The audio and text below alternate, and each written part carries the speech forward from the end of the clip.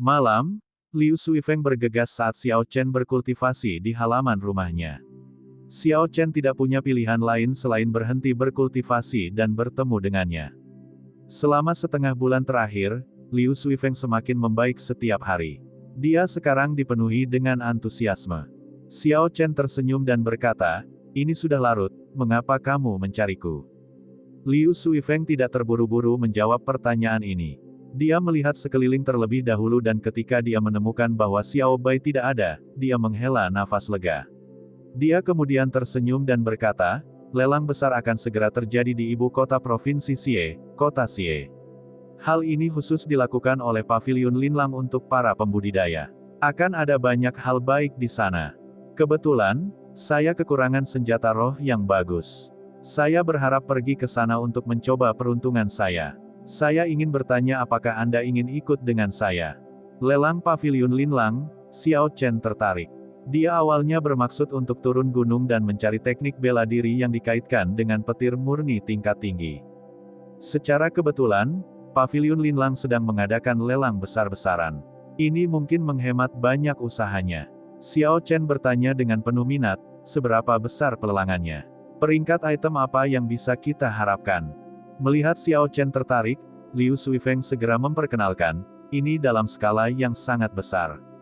Ini adalah lelang skala besar yang diadakan sekali dalam satu dekade di Paviliun Linlang.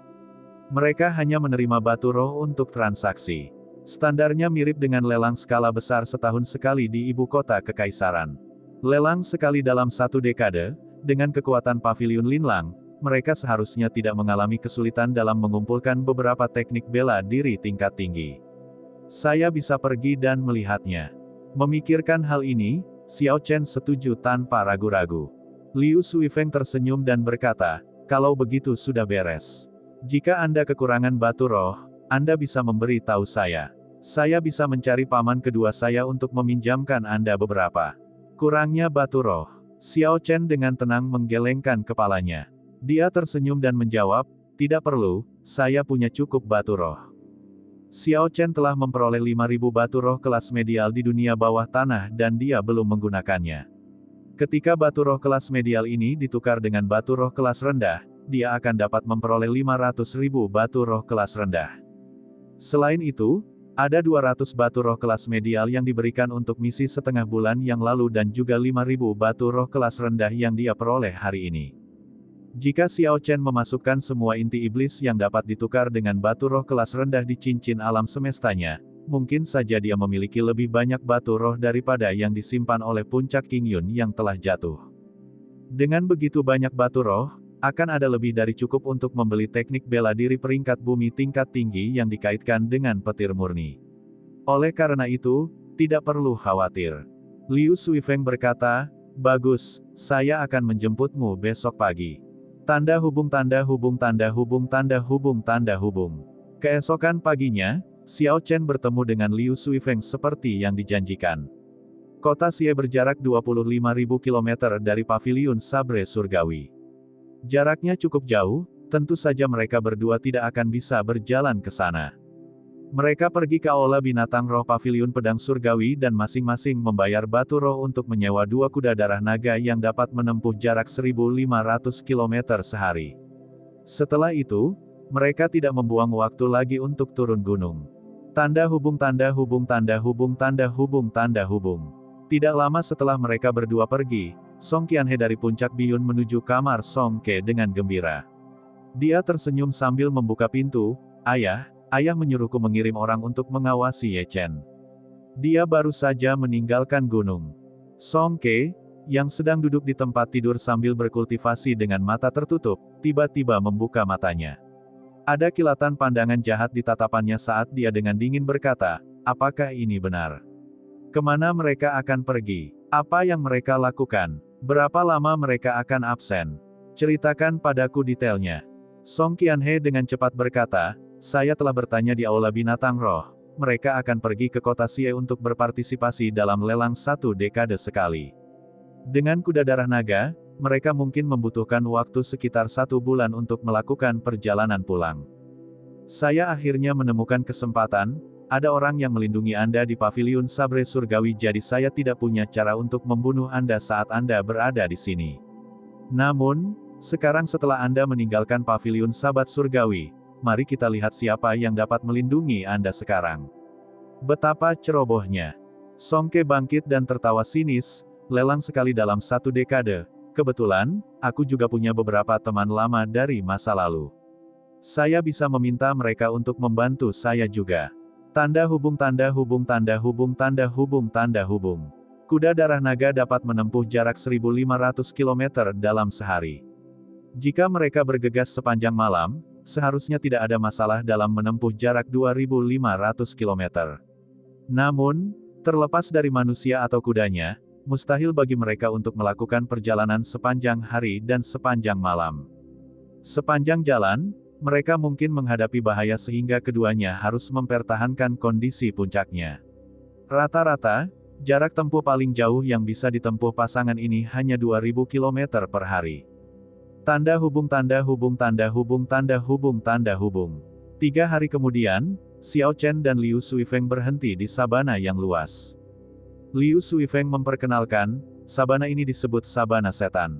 Seluruh area sabana kira-kira seluas 3 pegunungan Lingyun. Ada binatang roh yang tak terhitung jumlahnya di rumput dan setidaknya ada 100 kelompok bandit yang menunggang kuda. Ini adalah tahap paling berbahaya dalam perjalanan kami. Xiao Chen turun dari kudanya dan berkata, kalau begitu, kita harus istirahat sebentar sebelum bergegas berangkat. Kita harus memulai perjalanan kita selagi masih pagi. Segera, mereka berdua tiba di sebuah tempat terbuka. Mereka mulai mendirikan kemah. Mereka telah makan dan tidur di luar ruangan sepanjang perjalanan, jadi mereka sangat familiar dalam mendirikan kemah. Tidak lama kemudian, 2 tenda kecil didirikan. Mereka mengambil jatah kering dan air. Setelah makan, mereka mulai beristirahat di tempatnya. Malam perlahan berlalu. Setelah berdiskusi, keduanya memutuskan bahwa Xiao Chen akan berjaga malam ini dan Liu Suifeng akan beristirahat. Ao Wu. Xiao Chen menyalakan api unggun dan duduk di depannya. Raungan spirit beast di kejauhan terdengar tanpa henti. Cahaya dari api menyinari wajah Xiao Chen, berkedip terus-menerus. Dia memiliki ekspresi yang sangat tenang. Sense spiritual Xiao Chen berbentuk seperti lingkaran cahaya yang menyebar dalam gelombang demi gelombang. Pemandangan sekitar 1000 meter terlihat di benaknya. Ada sekelompok binatang iblis peringkat 4 di arah barat laut. Jumlahnya sekitar 200. Raja Serigala sudah hampir menjadi binatang iblis peringkat 5. Ada juga binatang roh peringkat 5, sapi petir, di arah timur laut. Itu pastilah binatang iblis terkuat di sekitar kita. Lalu di selatan, ada 3 demonic blood lion. Xiao Chen perlahan bangkit dan melirik ke arah timur laut. Dia tertawa acuh tak acuh, sepertinya kami berdua sangat populer.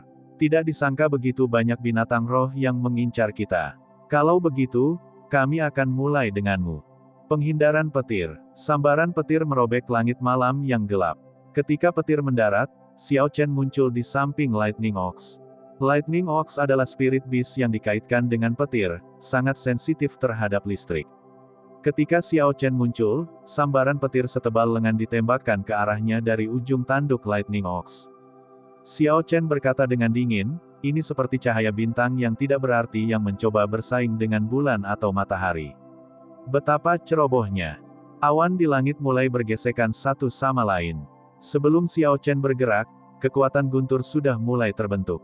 Bisa. Lunar Shadow Saber ditarik keluar dengan kecepatan kilat. Terjadi ledakan keras yang mengganggu ketenangan sabana. Saat Xiao Chen menghunus pedangnya, sambaran petir setebal kaki gajah jatuh dari langit. Petir menyatu dengan pedang. Sambaran petir yang ditembakkan dari Lightning Ox seperti bayi dibandingkan dengan itu dan langsung ditelan. Tidak ada perubahan pada kekuatan pedang saat dia meretas tubuh besar Lightning Ox dengan keras. Puci. Lampu pedang listrik yang mengerikan membelah Lightning Ox menjadi 2 dengan suara "sua". Listrik masih menempel di lukanya dan aroma daging sapi panggang tercium hingga ke sabana. Ketika Spirit Beast yang tersisa melihat bahwa Xiao Chen telah berurusan dengan Spirit Beast terkuat di sana dengan satu gerakan, mereka segera melarikan diri ke segala arah. Xiao Chen tidak peduli dengan mereka. Setelah dia mengekstraksi inti roh sapi petir, dia kembali ke perkemahan. Dia melihat apinya padam, jadi dia menambahkan kayu bakar lagi. Apa yang sedang terjadi? Liu Suifeng bertanya ketika dia keluar dari tenda. Dia dikejutkan oleh suara guntur. Xiao Chen tersenyum dan berkata, "Tidak banyak, aku hanya menakuti beberapa spirit beast. Pergi dan tidur." Liu Suifeng mengangguk dan kembali ke tendanya. Dia merasa cukup percaya diri dengan kekuatan Xiao Chen. Selama dia tidak menemui puncak keberadaan di Sabana Iblis, dia akan bisa bergerak tanpa hambatan.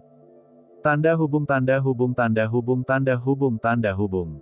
Lebih dari 1000 meter, di sebuah bukit kecil yang tidak dapat dijangkau oleh sense spiritual Xiao Chen, ada dua bandit dengan pedang besar yang menunggangi kuda besar. Mereka telah melihat apa yang baru saja terjadi. Salah satu bandit berkata dengan kaget, betapa kuatnya. Dia mampu membunuh sapi petir binatang roh peringkat 5 dalam satu gerakan. Pemimpin pertama, haruskah kita tetap bergerak? Ada bekas luka panjang di wajah orang yang dipanggil sebagai pemimpin pertama. Dia tinggi dan gagah, penampilannya sangat ganas. Dia tertawa dengan kejam, semakin kuat mereka, semakin baik keadaannya. Mereka hanyalah 2 orang. Kelompok kami memiliki lebih dari 200 orang. Sejak kapan kita takut pada siapapun di sabana ini? Bandit lain melanjutkan, mereka seharusnya ikut berpartisipasi dalam pelelangan di kota Xie. Baru-baru ini saya mendengar dari saudara-saudara di kelompok lain bahwa mereka telah merampok beberapa pesta serupa. Panen mereka sangat besar. Setiap kali mereka melakukannya, mereka bisa mendapatkan puluhan ribu batu roh kelas rendah. Namun, kedua orang ini tampaknya adalah murid inti Paviliun Sabat Surgawi. Jika kita menyerang mereka, kita mungkin akan menimbulkan kemarahan Paviliun Sabre Surgawi. Pemimpin pertama tertawa terbahak-bahak. Mengapa kami harus takut? Setelah kita membunuh mereka dan menguburkan mayatnya, siapa yang tahu kita melakukannya? Sekalipun kita gagal, kita bisa saja bersembunyi. Pada saat itu, balas dendam dari Paviliun Sabat Surgawi akan menimpa kelompok lain. Itu akan membantu kami membunuh beberapa pesaing kami. Ketika bandit lain mendengar ini, dia tertawa, pemimpin pertama benar-benar bijaksana. Dengan cara ini, kita tidak akan dirugikan. Pemimpin pertama berkata dengan dingin, kumpulkan saudara-saudara, kita akan bergerak besok siang. Tanda hubung tanda hubung tanda hubung tanda hubung tanda hubung. Ketika langit menjadi cerah, Xiao Chen dan Liu Suifeng menaiki kuda darah naga mereka dan melanjutkan perjalanan. Tidak lama kemudian, Xiao Chen tiba-tiba menarik kendali dan berhenti. Liu Suifeng segera berhenti juga dan bertanya dengan hati-hati, apakah ada masalah? Xiao Chen mengangguk, kami telah ditandai oleh sekelompok bandit. Mereka memiliki sekitar 200 orang. Yang terlemah di antara mereka adalah Martial Grandmaster. Mereka memiliki lebih dari 10 Martial Saint, yang terkuat di antara mereka adalah Saint Martial kelas tinggi. Apa yang harus kita lakukan? Ketika Liu Suifeng mendengar ada begitu banyak orang, dia merasa khawatir. Xiao Chen berkata dengan acuh tak acuh, kita bunuh pemimpinnya dulu. Begitu kita membunuh orang terkuat, sisanya tidak akan menjadi ancaman. Gemuruh. Memang seperti yang dikatakan Xiao Chen. Segera, sekitar 200 bandit tiba sebelum mereka berdua. Orang yang memimpin mereka adalah pemimpin pertama kemarin.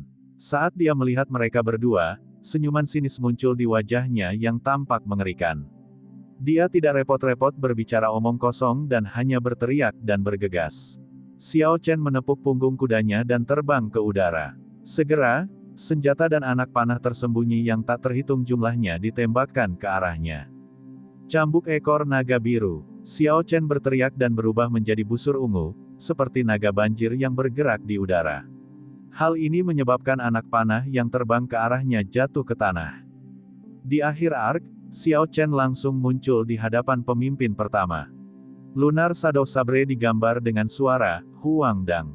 Lampu listrik mengerikan yang membawa kekuatan guntur menusuk kepala pemimpin pertama. Semua ini terjadi dalam waktu yang diperlukan untuk berkedip beberapa kali.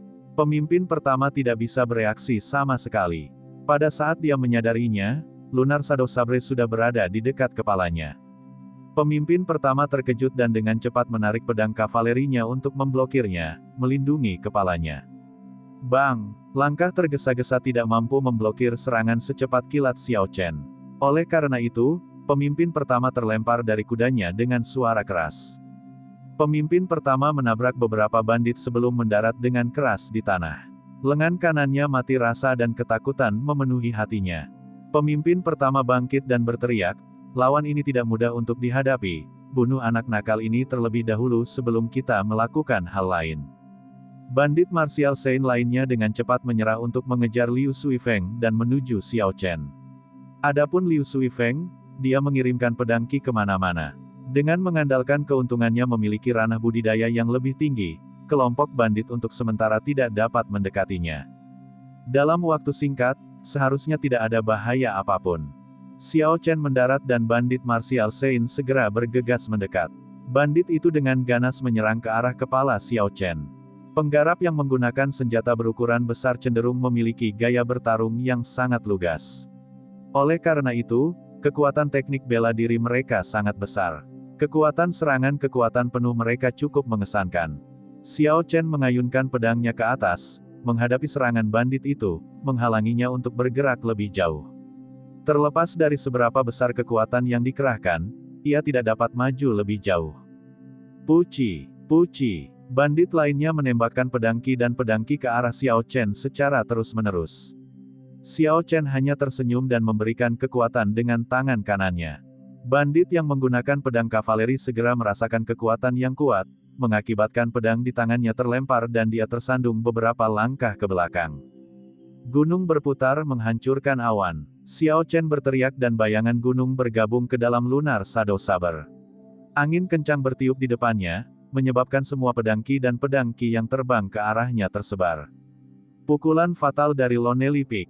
Xiao Chen dengan cepat mengambil langkah ke depan dan dia menyerang seorang kultivator menggunakan gada. Satu-satunya puncak muncul di atasnya dan pedang itu membawa kekuatan besar saat membelah bandit itu menjadi dua. 9 transformasi naga jelajah. Hapus potongan angin. Aura Xiao Chen cerah seperti pelangi saat membumbung tinggi. Tiba-tiba, 9 angin sejuk muncul. Di setiap hembusan angin sejuk, ada sosok yang bersembunyi di dalamnya. Puci, puci, hanya melihat angin sejuk dan bukan pedang. 9 sosok itu hanyalah ilusi, sama sekali tidak memiliki niat membunuh. Bahkan lampu pedang tidak terlihat, tidak mungkin untuk mengelak. 9 semburan darah segera muncul di udara, memenuhi langit. Luka besar muncul di dada 9 bandit.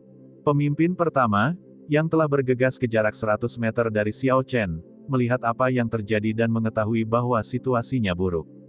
Dia segera berhenti dan berteriak, "Tahan dia." Setelah dia mengatakan itu, dia segera berbalik dan lari. Segera, beberapa bandit yang tak kenal takut menyerbu Xiao Chen, menghalanginya. Mencari kematian, Xiao Chen berteriak dengan dingin dan lunar Shadow Saber seputih salju menyala dengan lampu listrik, meninggalkan busur ungu di belakangnya. Listrik berkedip-kedip di busur, mengeluarkan suara, "Zizi," tanpa henti. Ini adalah jurus kedua dari teknik pedang guntur bergegas, Arclight Chop. Para bandit di sekitarnya hanyalah martial grandmasters. Tubuh mereka segera dipotong menjadi dua oleh cahaya busur. Aliran listrik masih menempel di luka mereka, membakarnya menjadi hitam. Segera setelah itu, tidak ada yang berani mendekati Xiao Chen. Sementara semua ini terjadi, pemimpin pertama melompat ke atas seekor kuda dan telah berlari sejauh sekitar 1000 meter. Xiao Chen mengeluarkan busur pembunuh jiwa dan panah cahaya esensi dari cincin alam semesta. Kemudian dia menarik panahnya, menariknya kembali, dan melepaskannya. Ledakan sonik yang menusuk datang dari udara. Essence Light Arrow menjadi seperti meteor dan langsung menyusul pemimpin pertama yang melarikan diri, menembus dadanya. Setelah Essence Light Arrow membunuh pemimpin pertama, ia terus terbang beberapa ratus meter sebelum melambat dan mendarat. Melihat pemimpin mereka mati, para bandit yang tersisa kehilangan kepercayaan diri.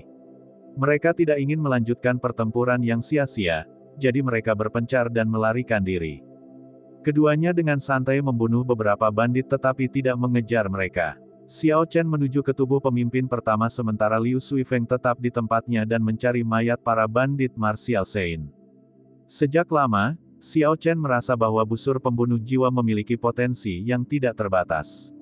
Dulu, dia sudah mampu membunuh tetua pertama klan Jiang dengan satu anak panah. Sekarang kekuatan fisiknya telah mencapai kekuatan 6.000 kg, kekuatan busur pembunuh jiwa pasti akan mengalami peningkatan yang signifikan. Namun, Xiao Chen masih terkejut karena mampu membunuh orang suci bela diri kelas tinggi yang tidak waspada. Sepertinya kekuatan busur pembunuh jiwa tidak hanya sebatas itu saja. Tidak diketahui kekuatan seperti apa yang akan ditampilkan ketika menyerang para kultivator yang melatih tubuh mereka hingga tingkat bijak. Mungkin ia bahkan mampu menembak jatuh bintang-bintang di langit. Membawa pemikiran seperti itu, Xiao Chen perlahan berjalan menuju tubuh pemimpin pertama. Kemudian dia melepas cincin tata ruang pemimpin pertama dan mencurahkan puluhan ribu batu roh kelas rendah. Xiao Chen sangat terkejut, dia tidak menyangka bisnis bandit akan begitu menguntungkan. Pantas saja banyak sekali bandit di sabana iblis. Xiao Chen tersenyum dan menyingkirkan semua batu roh kelas rendah. Kemudian, dia mulai mencari hal lain. Ada beberapa manual senjata roh dan teknik bela diri sampah yang tidak berguna. Meski begitu, Xiao Chen melemparkannya begitu saja ke cincin semesta. Tiba-tiba, peta yang berkilau dengan cahaya spiritual muncul dalam pandangan Xiao Chen. Dia mengambilnya dan melihat lebih dekat. Ada gunung dan sungai di peta, dan ada jalan setapak yang ditandai dengan panah di atasnya. Titik akhirnya berada di ujung sungai, itu ditunjukkan dengan titik merah yang sangat mencolok. Ujung sungai tampak seperti lautan luas, dan tempat yang ditunjukkan titik merah adalah sebuah pulau. Xiao Chen tidak terlalu paham dengan geografi bangsa Qin besar. Makanya, dia tidak tahu di mana titik merah itu berada. Peta itu terbuat dari bahan yang luar biasa, mengeluarkan energi spiritual yang padat. Ini seharusnya dibuat menggunakan kulit binatang dari binatang roh peringkat tinggi. Setelah dia menyimpan petanya dengan benar, Xiao Chen bergumam, sepertinya peta ini tidak sederhana. Jika saya punya waktu di masa depan, saya harus mencari kesempatan untuk menemukan titik akhir peta ini. Siapa tahu, mungkin saya bisa menemukan pertemuan yang tidak disengaja. Bagi para kultivator, pertemuan yang tidak disengaja adalah hal yang dicari semua orang. Kenyataannya, semua ahli yang terkenal semuanya pernah mengalami pertemuan yang tidak disengaja dalam beberapa hal. Di zaman sekarang, keadaannya masih sama. Banyak kultivator biasa mengalami peningkatan kekuatan yang luar biasa setelah mengalami pertemuan yang tidak disengaja. Ini adalah kejadian yang cukup umum. Dalam kondisi serupa, seperti bakat, kemampuan pemahaman, teknik bela diri, atau teknik budidaya, setiap jenius akan berada pada level yang sama. Jika mereka ingin menonjol dari grup dan menjadi yang teratas, itu akan bergantung pada pertemuan kebetulan seperti apa yang mereka alami. Peristiwa di hutan Savage dapat dianggap sebagai pertemuan kebetulan bagi Xiao Chen. Namun, manfaat dari pertemuan kebetulan ini terlalu sedikit.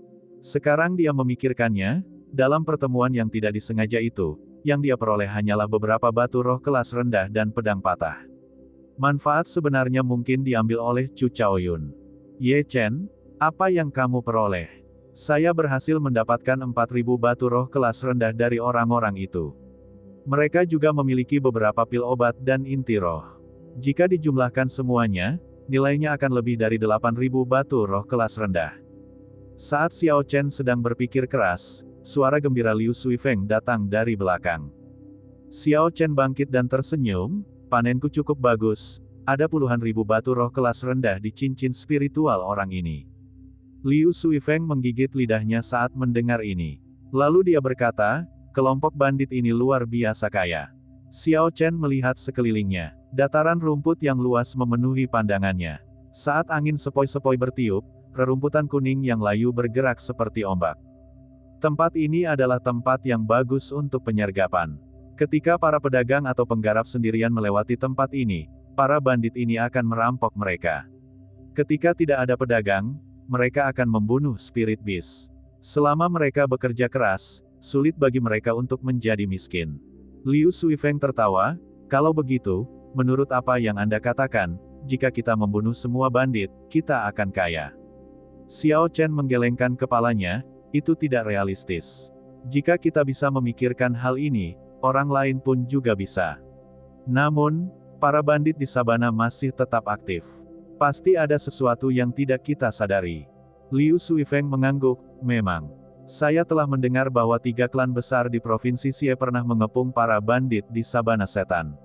Namun, hal itu berujung pada kegagalan. Itu pasti seperti yang kamu katakan. Setelah itu, keduanya berhenti membicarakan masalah tersebut. Mereka naik ke kuda darah naga dan segera melanjutkan perjalanan. Tanda hubung tanda hubung tanda hubung tanda hubung tanda hubung tanda hubung. 5.000 meter di langit, seorang lelaki tua tersembunyi di balik awan putih yang bergerak. Dia melihat semua yang terjadi di lapangan. Setelah beberapa saat, dia mengungkapkan senyuman hati-hati dan berkata, "Sepertinya permintaan Song Ke ini tidak mudah untuk diselesaikan. Saya tahu bahwa 1000 batu roh kelas medial tidak akan mudah diperoleh." Orang ini masih belum mengungkapkan semua kartu asnya. Saya harus terus mengamatinya selama beberapa hari.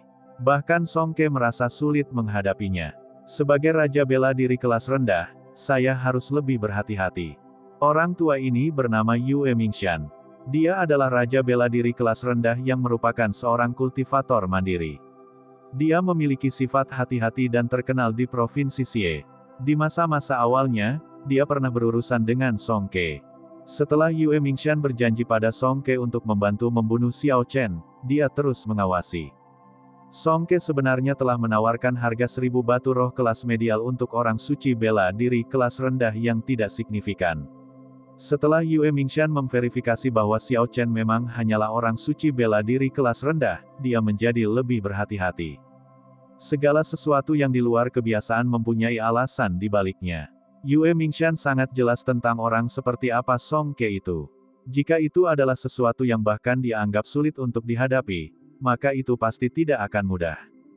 Memang benar, setelah mengamati selama beberapa hari, pertempuran hari ini membuktikan dugaan Yue Mingshan. Meskipun Xiao Chen hanya seorang santo bela diri kelas rendah, kecakapan tempurnya cukup baginya untuk dengan mudah membunuh santo bela diri kelas tinggi biasa. Kehebatan tempurnya yang mengerikan mungkin telah melebihi kekuatan seorang Saint bela diri kelas tinggi. Yue Mingshan bergumam, jika hanya itu yang terjadi padanya, aku tidak akan takut.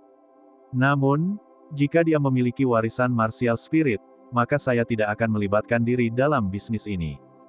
Tanda hubung tanda hubung tanda hubung tanda hubung tanda hubung tanda hubung. Hingga saat ini, Xiao Chen dan Liu Suifeng tidak menyadari bahwa mereka sedang diawasi oleh seseorang. Mereka hanya melintasi Devil Savana yang luas. Dalam sekejap mata, 5 hari berlalu. Keduanya terus bertemu dengan beberapa kelompok bandit. Hasil akhirnya adalah para bandit dibunuh dan dirampok. Dalam 5 hari, jumlah batu roh kelas rendah yang mereka peroleh melebihi lebih dari 20.000. Tentu saja, di sepanjang jalan, ada beberapa kelompok bandit yang sangat kuat. Pemimpin mereka adalah raja bela diri dan memiliki ribuan orang. Xiao Chen selalu menjaga kewaspadaan tinggi. Dia terus memperluas indera spiritualnya. Kapanpun dia merasakan kelompok seperti itu, dia akan menghindarinya, menjaga jarak 2 km.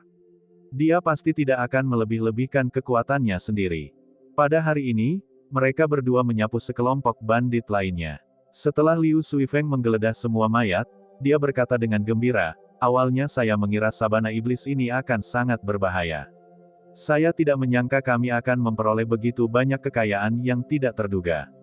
Jumlah batu roh yang saya peroleh lebih banyak daripada yang saya miliki sebelumnya. Xiao Chen diam-diam menggelengkan kepalanya. Sepertinya segalanya berjalan terlalu lancar dalam beberapa hari terakhir, menyebabkan Liu Suifeng menjadi sedikit terlalu percaya diri. Kenyataannya, sabana iblis penuh dengan bahaya. Itu jauh dari apa yang dikatakan Liu Suifeng. Jika bukan karena Xiao Chen, mustahil Liu Suifeng melakukan perjalanan sejauh ini sendirian. Bandit manapun bisa membunuhnya dengan mudah. Bahkan Xiao Chen tidak berani lengah di sabana iblis ini. Dalam beberapa hari terakhir, dia secara pribadi melihat dengan sense spiritualnya sekelompok bandit yang dipimpin oleh Raja Bela Diri Puncak. Kemungkinan besar seorang tetua biasa dari Paviliun Sabat Surgawi tidak akan bisa menandinginya. Dia harus mengatakan sesuatu untuk memperingatkan Liu Suifeng. Oleh karena itu, Xiao Chen berkata, kalau begitu, kamu harus melanjutkan perjalanan ini sendirian. Itu akan menyelamatkan kita dari kesulitan membelah batu roh. Ketika Liu Suifeng mendengar itu, dia langsung tercengang. Kemudian dia memikirkan apa yang dia katakan dan merasa itu salah. Dia berkata, "Ye Chen, jangan khawatir, saya baru saja mengatakannya. Saya masih memahami dengan jelas situasi di sini." Xiao Chen menghela napas lega. Sepertinya Liu Suifeng adalah orang yang rasional, dia mengerti kapan harus maju dan mundur. Membunuh, membunuh, membunuh. Saat mereka berdua berbicara, angin sepoi-sepoi membawa suara pembunuhan ke mereka berdua. Ekspresi mereka berubah ketika mereka dengan cepat berhenti berbicara dan mendengarkan dengan cermat. Liu Suifeng berkata, "Sepertinya para pedagang diserang oleh bandit. Haruskah kita melihatnya?" Di ujung savane iblis terdapat sungai naga hitam yang menembus negara Qin besar. Ada pelabuhan besar di sana yang dapat membawa barang-barang negara Qin besar ke seluruh benua Tianwu. Jadi, ada banyak pedagang di Sabana Setan. Selama ini, keduanya telah bertemu banyak kelompok pedagang. Ketika mereka bertemu dengan orang yang membutuhkan bantuan, mereka akan selalu membantu. Itu sebabnya Liu Suifeng menanyakan pertanyaan seperti itu. Xiao Chen mengangguk dan berkata, "Ada sebuah bukit kecil di sana. Kita harus bisa mengamati situasi di depan dari sana. Kami akan memutuskan setelah melihatnya. Selama masih dalam kemampuan mereka, Xiao Chen akan melakukan yang terbaik untuk membantu para pedagang. Namun, jika kelompok bandit itu terlalu kuat, Xiao Chen tidak akan cukup bodoh untuk mempertaruhkan nyawanya, dia berhati-hati dalam segala hal yang dia lakukan." Keduanya bergegas ke tempat tinggi dan melihat situasi di depan. Itu memang sekelompok pedagang yang diserang oleh sekitar 500 bandit. Para bandit itu bergerak tanpa hambatan. Ketika mereka menyerang para penjaga tidak dapat membalas. Semuanya berteriak dengan sangat bersemangat. Kelompok pedagang ini agak aneh. Semua kotak dan gerbongnya diberi hiasan timbul dengan lapisan emas berkilauan, itu sangat mempesona di bawah sinar matahari. Selain itu, Xiao Chen dan Liu Suifeng tidak melihat bendera asosiasi pedagang.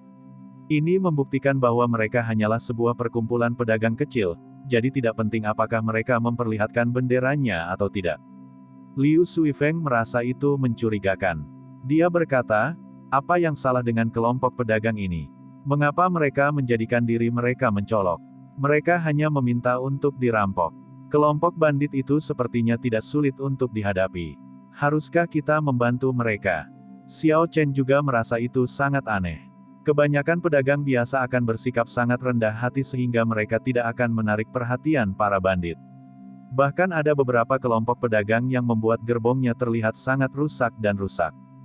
Namun, kelompok pedagang ini sangat berbeda, mulai dari kotak berisi barang hingga gerbong yang membawa barang, semuanya diberi embos emas. Bahkan pelana kuda pun terbuat dari emas murni. Xiao Chen berpikir sejenak dan berkata, "Kelompok pedagang ini cukup aneh, mari kita tunggu sebentar." Pada saat ini, para bandit telah mencapai posisi inti kelompok pedagang. Ada gerbong yang sangat mewah di sana. Kereta ini ditarik oleh 5 ekor kuda yang dilapisi emas murni. Itu memakan ruang sekitar 10 meter persegi. Hiasan, gagang, bahkan rodanya terbuat dari emas murni. Betapa borosnya, Xiao Chen menggelengkan kepalanya. Ini hanyalah perbendaharaan yang bergerak, akan menjadi keajaiban jika mereka tidak dirampok di Sabana Setan. Hahaha, kita berhasil menangkap ikan besar lainnya. Tiba-tiba, suara vulgar terdengar dari gerbong mewah itu. Huci, sesosok tubuh gemuk terbang keluar dari jendela kereta. Orang itu sedang memegang tutup peti mati emas besar di tangannya. Sosok gemuk itu melintas di udara. Kecepatannya tidak sesuai dengan sosoknya, dia begitu cepat hingga sulit dipercaya. Bang! Tutup peti mati melayang di udara, dan mendarat di atas pemimpin bandit. Pedang yang digunakan pemimpin bandit untuk memblokir langsung hancur berkeping-keping oleh tutup peti mati. Tutup peti mati membawa kekuatan yang sangat besar saat menabrak pemimpin bandit tersebut, membuatnya terlempar dan menyebabkan dia muntah darah, dia tidak punya cara untuk menolak. Sosok gemuk itu membanting tutup peti mati itu ke tanah. Hal ini menyebabkan suara ledakan keras dan tanah mulai bergetar. Kuda-kuda itu langsung terkejut saat tanah mulai berguncang ke kiri dan ke kanan. Semua bandit jatuh ke tanah. Sosok gendut itu berteriak, "Kalian semua, berhenti berpura-pura, pertahankan tuan gemuk ini." Para bandit di tanah merasa aneh, siapa yang berpura-pura? Kami benar-benar terjatuh? meski Bapak tidak menyuruh kami bangun, kami akan tetap berdiri. Sua, namun, sesuatu yang mengejutkan para bandit terjadi. Para penjaga yang telah mereka kalahkan sebelumnya semuanya berdiri dengan penuh semangat dan bersemangat, seolah-olah tidak terjadi apa-apa pada mereka. Aura yang datang dari mereka sangat ganas dan ada kilatan cahaya yang tidak menyenangkan di mata mereka. Mereka semua memberikan tatapan penuh niat jahat. Tatapan ini membuat mereka lebih terlihat seperti bandit daripada bandit itu sendiri. Sekelompok bandit perlahan berkumpul sebelum menemukan bahwa mereka tanpa sadar telah dikepung oleh penjaga pedagang. Mereka segera mulai panik. Bang! Tiba-tiba, sosok gemuk itu melompat dan tutup peti mati di tangannya menuju ke arah pemimpin bandit yang baru saja berdiri. Sebelum pemimpin bandit itu sempat bereaksi, dia dihempaskan ke tanah lagi. Darah mengalir dari kepalanya, dan kali ini, dia tidak dapat berdiri lagi. Sosok gendut itu menginjak-injak pemimpin bandit yang berusaha bangkit dengan kasar. Tutup peti mati emas itu diletakkan di tanah dengan berat ketika dia mengutuk, "Apakah Tuan gendut ini mengatakan kamu bisa berdiri? Namun kamu masih berdiri. Aku akan menginjakmu sampai mati." Ada tatapan tajam di mata sosok gemuk itu saat dia mengalihkan pandangannya ke sekeliling.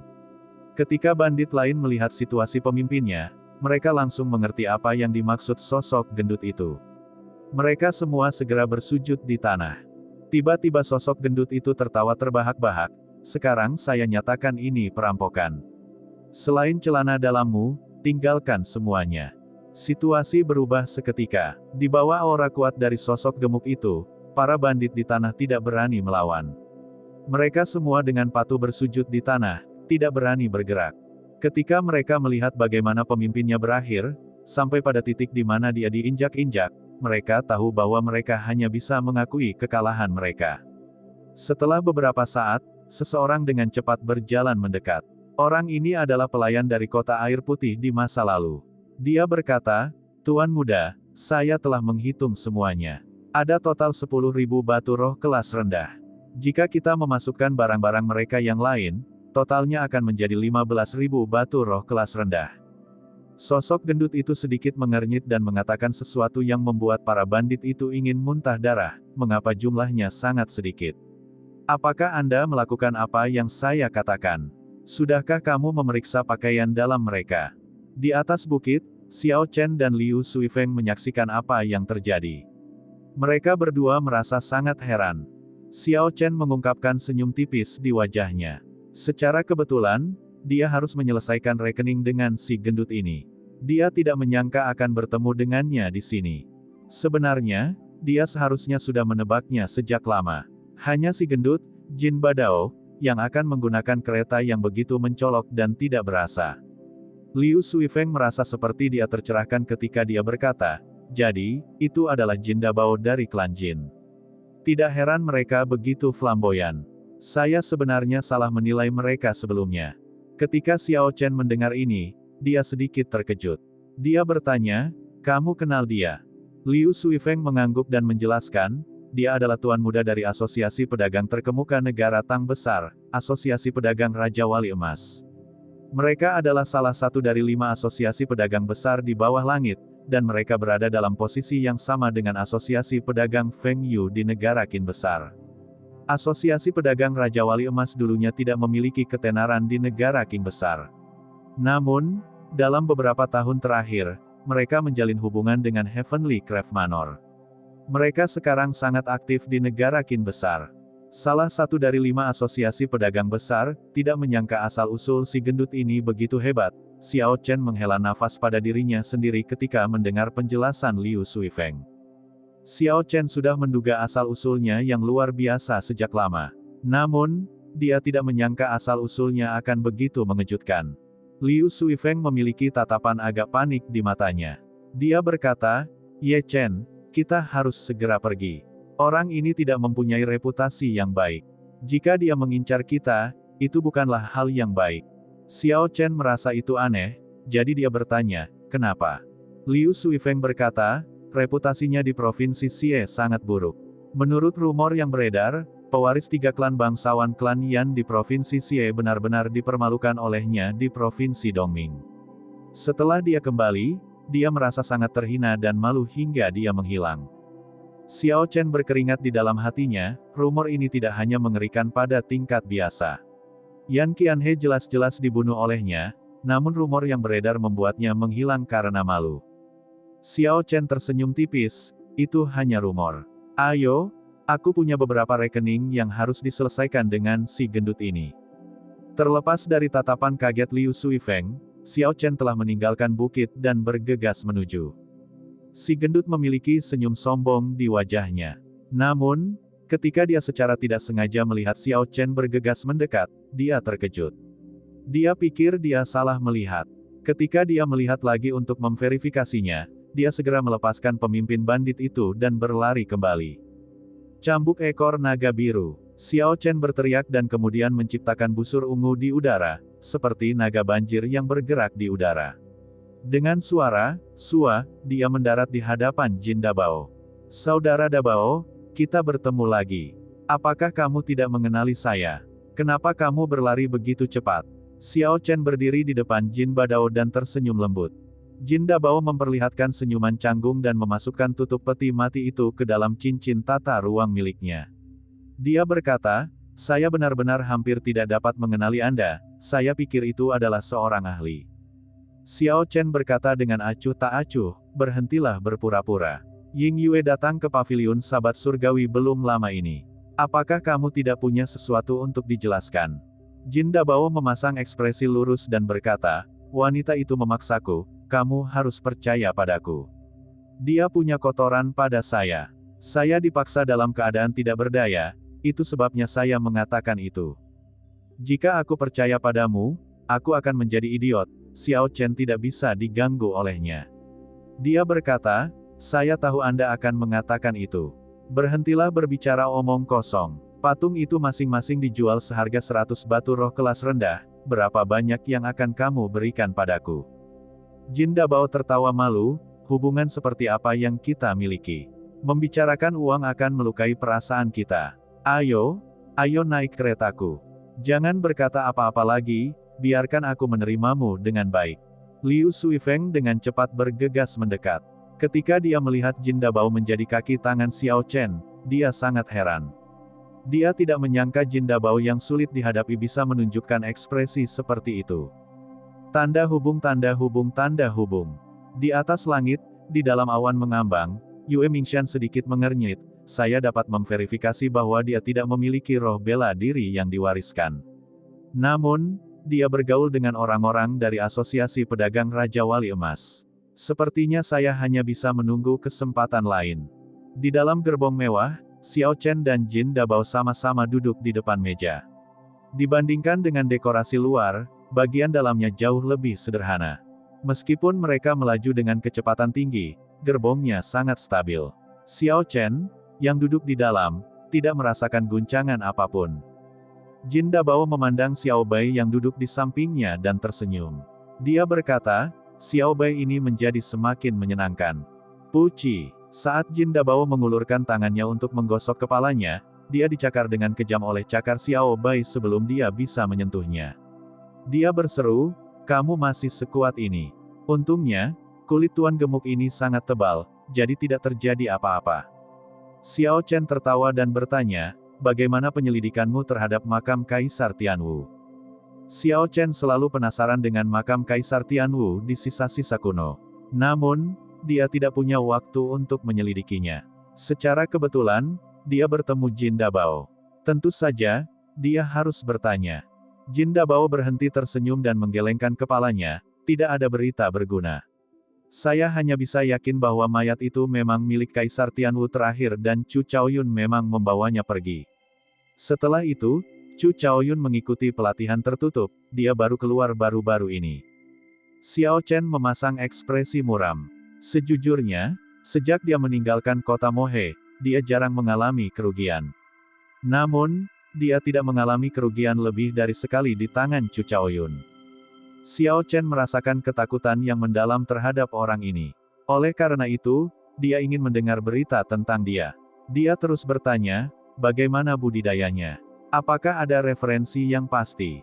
Jin Dabao berkata, Saya tidak melihatnya secara pribadi tetapi dia setidaknya adalah seorang saint bela diri tingkat tinggi. Peti mati emas itu pasti dapat membantu seorang kultivator meningkatkan kecepatan kultivasinya. Berbaring di peti mati dapat meningkatkan kecepatan kultivasi, ini sangat aneh. Xiao Chen merasa curiga dan berkata, bagaimana kamu tahu? Si gendut terkekeh dan berkata, jangan lupa, Tuan gendut ini juga mendapatkan sepotong peti mati. Setelah menelitinya dalam waktu lama, saya yakin dengan kesimpulan ini. Xiao Chen memiliki kesan yang cukup mendalam tentang tutup peti mati emas. Saat diayunkan, terlihat sangat biasa. Namun, rasa spiritualnya mendeteksi fluktuasi ruang di sekitarnya. Saat diayunkan, sepertinya ia menembus ruang dan menciptakan alam kecil yang belum dewasa. Xiao Chen mengumpulkan pikirannya dan bertanya dengan suara cemberut, apakah Chu Chaoyun memperoleh api surgawi yang diwarisi oleh Kaisar Tianwu? Ini adalah hal yang paling dikhawatirkan oleh Xiao Chen. Meski hanya 1/10 dari api surgawi yang diwariskan, kekuatannya masih sangat mengerikan. Jika Chu Chaoyun bisa memahaminya sepenuhnya, itu akan jauh lebih kuat daripada api sejati guntur ungu milik Xiao Chen saat ini. Xiao Chen tidak takut ranah budidaya Chu Chaoyun lebih tinggi dari miliknya. Selama ia tidak melampauinya di seluruh dunia, dengan kecakapan tempurnya, ia tidak akan takut pada seorang martial saint puncak. Namun, jika Chu Chaoyun memahami api sejati guntur ungu, maka semua orang akan takut padanya. Bakatnya, teknik bela diri, teknik budidaya, dan semangat bela diri semuanya berada di puncak generasi yang sama. Jika dia benar-benar memahami api sejati guntur ungu, maka dia bisa dikatakan tak tertandingi di antara para martial saint. Jin Dabao memasang ekspresi muram saat dia berkata, sebaiknya kamu bersiap secara mental. Saya memperkirakan dia sudah mampu menggunakan setidaknya 1/4 dari 1/10 api surgawi. Selain itu, dia mungkin telah memperoleh teknik bela diri yang diwarisi dari dinasti Tianwu, permainan pedang pembalik darah yang memadamkan kehidupan. Jika itu terjadi di masa lalu, Xiao Chen akan meragukan kata-kata si gendut itu. Namun, sekarang dia tahu bahwa si gendut itu adalah tuan muda dari Asosiasi Pedagang Raja Wali Emas, dia sangat percaya diri padanya. Dalam hal pengumpulan informasi, bahkan istana kerajaan di setiap negara tidak akan memiliki informasi sebaik Asosiasi Pedagang ini. Dalam berbisnis, informasi adalah hal terpenting. Tiba-tiba, Jin Dabao sepertinya memikirkan sesuatu. Itu benar, Anda harus menuju ke kota Xie untuk berpartisipasi dalam pelelangan Paviliun Linlang. Chu Chaoyun juga akan berpartisipasi, kamu mungkin akan bertemu dengannya di sana. Chu Chaoyun juga akan berpartisipasi dalam pelelangan, Xiao Chen sedikit mengernyit. Tiba-tiba, dia merasa lelang ini akan menjadi lebih rumit dari yang dia bayangkan. Xiao Chen menangkupkan telapak tangannya dan berkata, terima kasih. Saya akan berhati-hati dan melakukan yang terbaik untuk menghindarinya. Si gendut tertawa keras dan berkata, tidak perlu berterima kasih padaku. Hubungan seperti apa yang kita miliki? Izinkan saya memberitahu Anda berita lainnya. Kekuatan lawan lamamu tiba-tiba melonjak. Duan Muking mempraktikkan mantra es mendalamnya hingga lapisan ke-9. Kekuatannya kini semakin mengerikan. Siapapun yang melihatnya sekarang akan merasa seperti jatuh ke dalam gua es. Semangat bela diri Hua Yunfei telah terbangun secara mendalam. Teknik pedang kematian berdarah miliknya telah dipraktikkan dengan sangat sempurna. Dia sekarang berubah menjadi sangat jahat, sangat aneh. Tentu saja, yang paling mengerikan bukanlah keduanya. Sebaliknya, itu adalah Guyi Markis dan Ji Changkong. Dalam hal keuntungan, kedua orang ini telah memperoleh keuntungan paling banyak dari sisa-sisa kuno setelah Chu Chaoyun. Xiao Chen merasa curiga dan bertanya, bagaimana bisa? Keuntungan kita cukup signifikan, bisakah keuntungan mereka lebih baik dari kita? Si gendut tertawa meremehkan, keuntungan kita dianggap tidak seberapa. Mari kita bicara tentang Guyi Markis dulu. Orang ini memperoleh senjata suci warisan dinasti Tianwu, pedang pemecah langit. Awalnya, saya pikir itu hanya senjata suci yang rusak dan kehilangan tahunnya, jadi saya tidak mempedulikannya. Lagi pula, meskipun senjata suci yang rusak seperti itu jarang terjadi, nilainya tidak seberapa. Namun, sekarang saya tahu bahwa orang ini sangat beruntung. Pedang pembelah langit itu telah diturunkan dari Kaisar Tianwu generasi pertama hingga sekarang. Taonya sebenarnya masih utuh. Meskipun sebagian telah hilang dalam 1000 tahun terakhir, namun akan dapat dipulihkan setelah 10 tahun. Yang disebut senjata suci merujuk pada senjata yang digunakan oleh para sage kuno. Pada saat itu, dunia kultivator dibedakan dengan cara yang berbeda dari sekarang. Sage kuno sangat berbeda dari martial sage saat ini. Dari segi kekuatan, sage kuno setara dengan kaisar bela diri modern.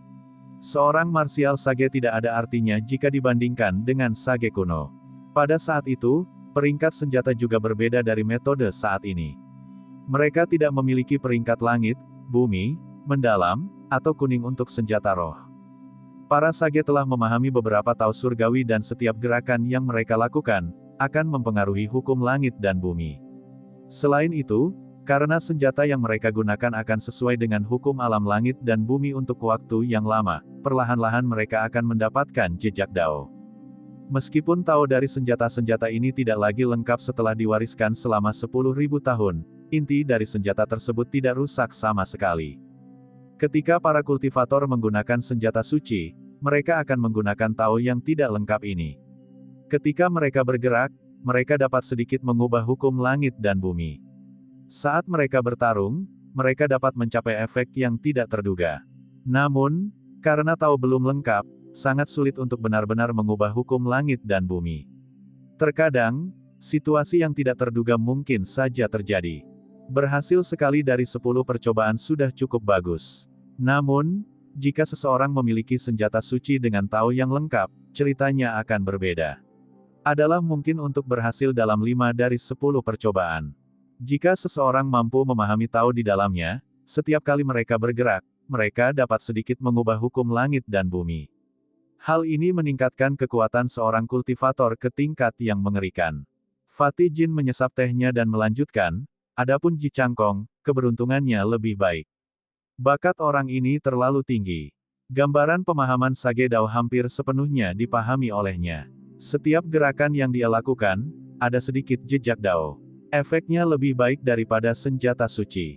Xiao Chen tersenyum pahit, dia tidak bisa berkata-kata. Inilah yang disebut pertemuan yang tidak disengaja.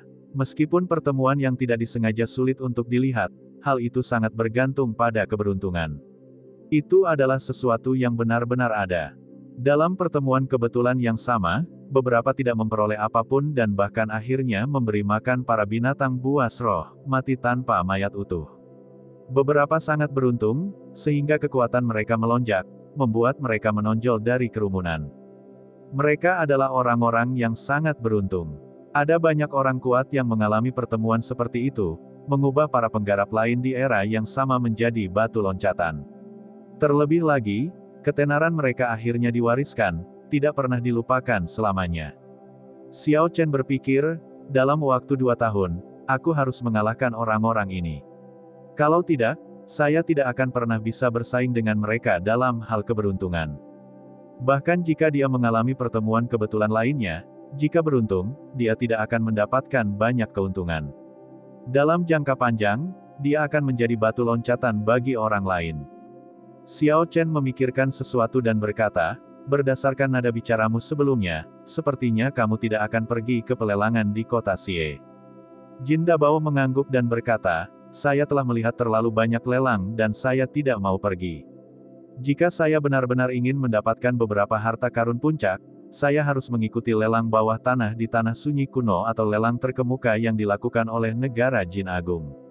Itu adalah tahapan yang sangat besar. Izinkan saya memberitahu Anda. Melihat si gendut masuk ke mode penjualan, Xiao Chen tahu bahwa itu akan terus berlanjut dan berhenti. Jadi Xiao Chen segera menghentikannya, berkata, tunggu, kamu tidak perlu memberitahuku tentang itu. Karena kamu tidak pergi ke kota Xie, mungkinkah kamu benar-benar memiliki barang yang kamu kirim ke negara lain melalui Sungai Naga Hitam? Sebelumnya, ketika Xiao Chen punya waktu, dia menggunakan sense spiritualnya untuk memindai kotak emas lemak itu. Pada akhirnya, dia menemukan bahwa semuanya kosong, tidak ada apa-apa di sana sama sekali. Meskipun si gemuk memiliki banyak cincin tata ruang di jarinya, itu tidak akan cukup untuk membawa barang. Cincin tata ruang biasa hanya dapat memuat ruang sekitar beberapa puluh kaki persegi. Jika mereka ingin membawa barang dalam jumlah besar, itu tidak mungkin. Adapun cincin tata ruang kualitas terbaik, belum lagi kelangkaannya, bahkan cincin tata ruang kualitas tertinggi hanya memiliki ruang beberapa ratus kaki persegi. Masih belum cukup untuk membawa barang dalam jumlah besar. Oleh karena itu, ketika si gendut mengatakan dia tidak akan pergi ke kota Xie, Xiao Chen cukup terkejut. Karena dia tidak sedang mengangkut barang atau berpartisipasi dalam pelelangan, lalu apa yang dilakukan si gendut di Sabana Setan? Si gendut tersenyum, tentu saja tidak mungkin. Saya belum pernah menggunakan jalur perdagangan Devil Savana sebelumnya, jadi saya tidak bisa mengambil rute ini untuk saat ini. Tujuan saya datang ke sini adalah untuk menyelidiki legenda harta karun Sabana Iblis. Legenda, Xiao Chen tertawa tanpa sadar, kamu datang secara khusus ke Sabana Iblis untuk sebuah legenda. Siapa yang kamu bercanda? Pasti ada yang lebih dari ini. Fatih Jin berkata, tentu saja, hal ini ada benarnya. Dulu, ada sekelompok bandit di sana yang menimbulkan teror pada Devil Savana ini. Kekuatan pemimpin bandit itu tidak terduga. Orang-orang memperkirakan dia setidaknya adalah seorang martial sage. Jika seseorang ingin menggunakan jalur perdagangan ini, ia harus membayar biaya. Semua asosiasi pedagang yang melawan tidak memiliki akhir yang baik. Dia menikmati monopoli atas jalur perdagangan emas ini. Pada akhirnya, jumlah kekayaan yang dia kumpulkan mencapai tingkat yang mencengangkan. Xiao Chen menggigit lidahnya, dia tidak percaya. Seorang martial sage yang tidak fokus pada budidaya, dan malah berlari ke sini untuk menjadi bandit. Apakah menurut Anda itu mungkin? Ketika seseorang mencapai martial sage, standar mereka jauh lebih tinggi daripada standar orang biasa. Mereka memandang remeh hal-hal duniawi. Bagaimanapun, mereka mengejar puncak ilmu bela diri. Sangat jarang ada orang yang peduli dengan barang-barang material ini. Fatih Jin berkata, mengapa itu tidak mungkin? Dulu ketika 3 klan besar di Provinsi Xie membantai para bandit di Sabana, apakah menurut Anda mereka hanya menyerang para bandit? Sebenarnya itu agar mereka bisa mendapatkan peta yang tersisa. Bahkan paviliun Sabat Surgawi Anda telah mengirim orang beberapa kali sebelumnya. Ketika Xiao Chen mendengar kata, peta, dia terkejut. Dia bertanya, dia meninggalkan peta. Apa maksudmu? Bisakah Anda memberi saya rincian lebih lanjut? Fatih Jin berpikir sejenak sebelum berkata, semua manusia akan mati suatu hari nanti. Hal yang sama berlaku bahkan bagi Kaisar bela diri. Tentu saja, martial sage tidak terkecuali. Setelah orang ini meninggal, dia mengubur semua kekayaan yang dia kumpulkan di sebuah pulau di lautan tak berbatas. Dia mewariskan banyak peta kepada keturunannya. Peta-peta ini mencantumkan lokasi pulau secara rinci. Selain itu, Anda hanya dapat membuka pintu perbendaharaan jika Anda memiliki petanya. Sayangnya, keturunannya tidak berguna. Tidak lama setelah dia meninggal, keturunannya semuanya dibantai oleh musuh-musuhnya sebelumnya. Oleh karena itu, petanya tersebar di mana-mana. Suatu ketika, seseorang mendapatkannya dan mengikuti peta untuk menemukan pulau itu. Namun, badai laut mengepung pulau itu. Bahkan seorang martial king pun tidak bisa masuk, jadi mereka hanya bisa menonton tanpa bisa melakukan apapun. Belakangan, seseorang secara kebetulan mengetahui bahwa badai akan hilang dalam jangka waktu tertentu setiap 100 tahun sekali. Oleh karena itu, peta menjadi berguna kembali. Harta karun di sana tidak ditempatkan bersama-sama. Setiap kali orang masuk, mereka bisa mengeluarkan harta dalam jumlah besar. Tentu saja banyak orang yang tewas di sana. Sekarang, penantian 100 tahun ini hampir berakhir lagi. Makanya, Tuan Gendut ini bermaksud mencoba peruntunganku. Saya sudah sangat lambat. Saya tidak tahu apakah ketiga klan bangsawan berhasil mendapatkan peta tersebut ketika mereka menyerang para bandit saat itu. Jin Dabao berbicara perlahan dan tanpa lelah tetapi informasinya terorganisir dengan baik. Saat Xiao Chen mendengarnya, dia memahaminya. Saya ingin tahu apakah peta yang saya miliki adalah yang dicari oleh si gendut. Xiao Chen berpikir sejenak sebelum bertanya, berapa lama lagi akhir dari 100 tahun ini? Si gendut berpikir sejenak sebelum menjawab, sekitar 1 tahun. Tuan gendut ini berniat menghabiskan tahun ini di Sabana Setan. Bahkan jika saya tidak menemukan petanya, saya akan dapat memperoleh penghasilan tambahan. Masih ada 1 tahun. Kalau begitu, tidak perlu terburu-buru. Pikir Xiao Chen, aku bisa mengesampingkan ini sebentar. Setelah melakukan perjalanan selama setengah hari dengan kereta, pasangan itu berpisah dengan Jin Dabao. Jin Dabao melanjutkan strateginya menjadi umpan hidup untuk menarik lebih banyak bandit dan pasangan itu menuju pintu keluar Sabana Iblis. Sepanjang jalan, Xiao Chen bertanya, Sui Feng, pernahkah kamu mendengar legenda tentang peta harta karun Sabana Iblis? Liu Sui Feng berpikir lama sebelum berkata, sepertinya saya pernah mendengarnya sebelumnya tetapi saya tidak terlalu memperhatikannya. Saya hampir melupakannya. Apakah kamu berpikir untuk berburu harta karun?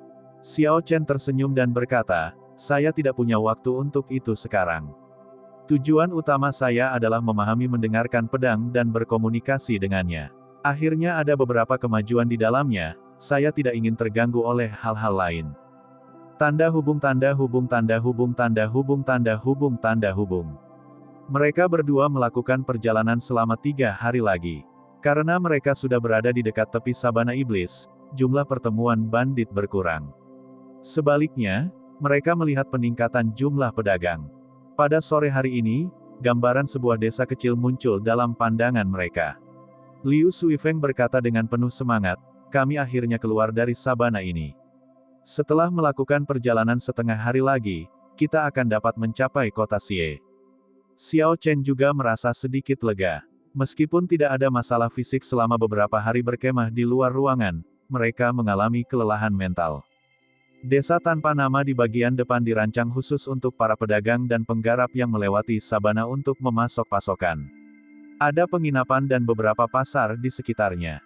Banyak pembudidaya yang melakukan pelatihan pengalaman di Sabana Setan akan memilih untuk menjajakan dagangannya di tempat ini. Meskipun desa ini kecil, namun ramai dan berisik. Keduanya menemukan sebuah penginapan. Setelah makan enak, mereka berdua pergi ke kamar masing-masing dan beristirahat. Di dalam kamar, Xiao Chen duduk bersila di tempat tidur. Pusaran air ki di dantiannya berputar perlahan. Mantra ilahi guntur ungu beredar perlahan di meridiannya. Zizi. Segera, aliran listrik yang tak terhitung jumlahnya muncul di dalam ruangan, menimbulkan suara berderak tanpa henti. Energi spiritual murni yang dikaitkan dengan petir mengalir ke tubuh Xiao Chen. Kepadatan energi spiritual di bawah pegunungan Lingyun sangat tipis, tidak sebanding sama sekali. Xiao Chen merasakan perbedaannya setidaknya 50%. Ada perbedaan yang sangat besar. Tidak heran sekte besar menjadi daya tarik yang kuat bagi banyak pembudidaya. Setelah 4 jam, Xiao Chen berhenti mengedarkan energinya.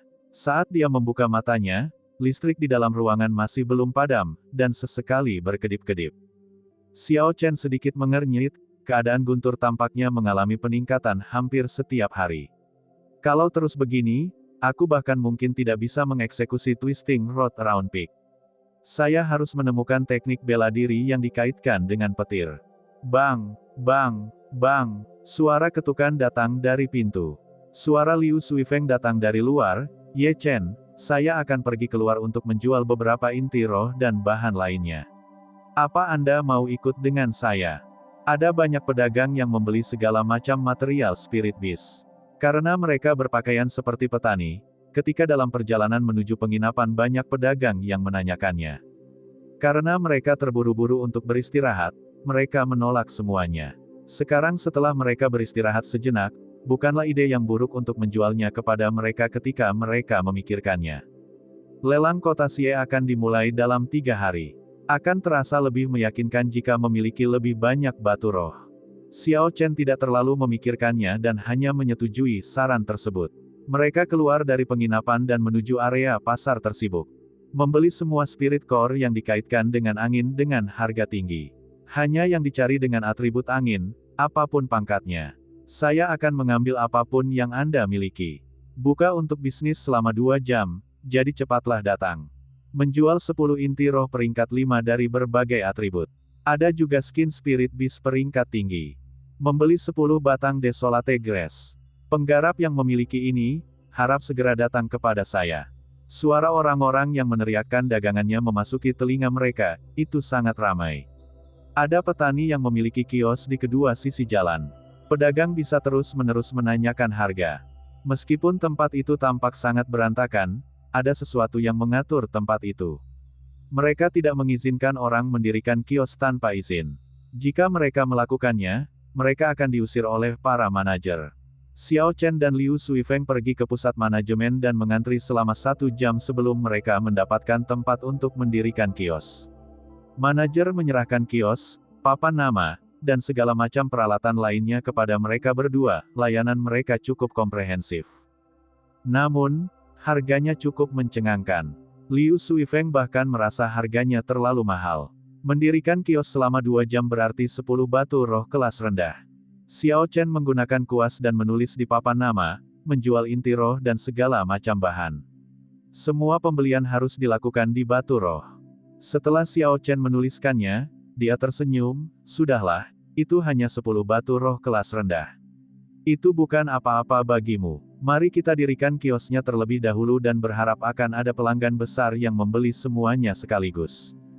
Sesampainya di warung, mereka mengganti papan nama. Setelah beberapa saat, seorang pedagang dengan pakaian emas mewah berjalan mendekat. Pedagang ini berusia sekitar 40 tahun dan memiliki 2 penjaga martial Sein. Senyuman lebar memenuhi wajahnya yang sedikit montok. Kedua bersaudara ini, "Apakah kamu menjual spirit kores?" kata pedagang parubaya sambil tersenyum. Xiao Chen mengangguk, inti roh semuanya berada di peringkat 3 ke atas. Ada sekitar 3.000 di antaranya. Selain itu, ada beberapa skin spirit beast, setidaknya semuanya juga berada di peringkat 3. Sebagian besar inti roh ini diperoleh dengan menjarah para bandit yang menyerang mereka. Ada juga sebagian kecil yang diperoleh dari mereka berburu binatang roh dalam perjalanan mereka. Cincin tata ruang memiliki ruang terbatas dan setelah mereka merapikannya, mereka membuang semua inti roh peringkat 2, hanya menyisakan inti roh peringkat 3 ke atas. Meski begitu, mereka masih mengumpulkan lebih dari 3.000, nilainya cukup besar. Pedagang parubaya itu sedikit terkejut. Dia tidak menyangka bisa melakukan transaksi sebesar itu saat dia bertanya. Ekspresi wajahnya berubah saat dia bertanya, "Bolehkah saya melihat barangnya?" Xiao Chen mengangguk dan Liu Suifeng mengeluarkan semua inti roh yang mereka miliki dari cincin tata ruang mereka. Mereka juga mengeluarkan semua materi yang mereka miliki. Tumpukan besar spirit kores memenuhi seluruh kios. Segera, tatapan yang tak terhitung jumlahnya diarahkan. Di tengah tatapan serakah dan iri, Xiao Chen sebenarnya bisa merasakan tatapan penuh dengan niat membunuh. Ini tidak terlalu aneh, para penggarap di sini adalah orang-orang yang hidup di ujung pisau. Tangan mereka semua berlumuran darah. Merupakan hal biasa bagi seseorang untuk dibunuh demi kekayaannya di sini. Xiao Chen tersenyum tipis dan mengabaikan mereka. Dia bertanya, "Bagaimana menurut Anda? Tawarkan hargamu." Pedagang parubaya itu merasakan kegembiraan di hatinya tetapi ekspresinya tidak berubah. Dia bertanya, "Apakah Anda menerima emas?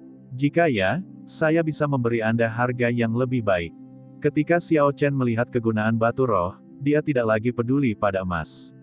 Oleh karena itu, dia menggelengkan kepalanya dengan tegas. Liu Suifeng berkata, "Apakah kamu tidak mampu membelinya?"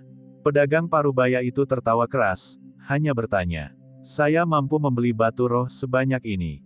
Ini tawaranku, 10.000 batu roh kelas rendah. Saya ingin semuanya. Kami dapat menyelesaikan transaksi di sini atau Anda dapat memilih lokasi lain." Pedagang parubaya itu juga memahami prinsip tidak memamerkan kekayaan. Jadi dia dengan baik hati menawarkan 2 metode untuk melakukan transaksi dan membiarkan mereka memilih. Xiao Chen berpikir sejenak, pedagang ini memiliki latar belakang yang tidak diketahui. Walaupun bertransaksi di sini akan memperlihatkan kekayaannya, namun jika kita melakukan transaksi di tempat lain, kita tetap harus waspada terhadap pedagang tersebut. Kedua metode ini memiliki sejumlah risiko dan tidak boleh dianggap remeh. Xiao Chen memilih untuk segera melakukan transaksi. Setidaknya mereka bisa mendapatkan batu roh dengan segera, membuat mereka merasa yakin. Pedagang parubaya itu tidak ragu-ragu dan memanggil penjaga di sampingnya. Kemudian, penjaga itu mengangkat cincin tata ruangnya dan membenturkannya ke cincin alam semesta milik Xiao Chen. Detik berikutnya, Xiao Chen merasakan banyak batu roh muncul di cincin semesta miliknya. Ketika dia menghitungnya, jumlahnya persis 10.000 batu roh kelas rendah. Pedagang parubaya itu mengeluarkan kartu nama dan menyerahkannya kepada Xiao Chen dan Liu Suifeng. Dia tersenyum sambil berkata, nama keluarga dari diri yang rendah hati ini adalah Guan. Saya bekerja untuk Asosiasi Pedagang Klan Yun.